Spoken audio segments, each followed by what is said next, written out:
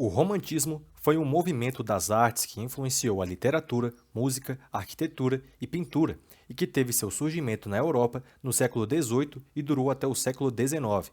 Chegou ao Brasil no final do século XVIII e tinha como principal característica a oposição ao racionalismo, classicismo e iluminismo. As bases do sentimentalismo romântico foram estabelecidas pelo romance Os Sofrimentos do Jovem Werther, que foi publicado na Alemanha em 1774. Na Inglaterra, o romantismo surgiu nos primeiros anos do século XIX, com destaque para a poesia romântica de Lord Byron.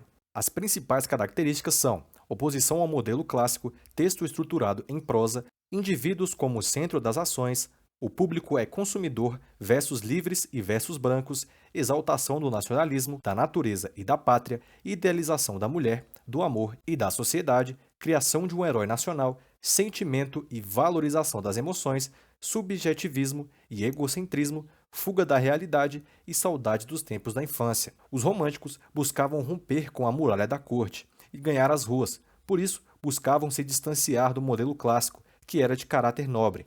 No Brasil, houve o surgimento de um público consumidor que era impulsionado pelo folhetim, uma literatura acessível. Os versos eram livres, sem métricas e estrofações. Possuía versos brancos e sem rima. O formal é deixado de lado e não há modelos a serem seguidos.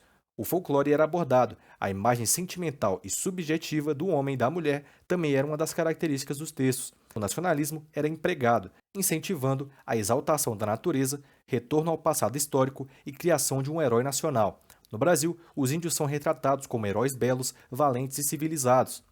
A revista Niterói e o livro Suspiros Poéticos e Saudades Gonçalves de Magalhães são consideradas marcos iniciais do romantismo. A primeira fase romântica tem como característica o nacionalismo e indianismo.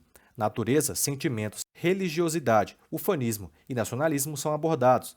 Pelo indianismo, se busca os temas nacionais. Nessa fase, se tem um retorno ao passado histórico. Autores do tempo são Gonçalves Dias, Gonçalves de Magalhães, Teixeira e Souza e José de Alencar.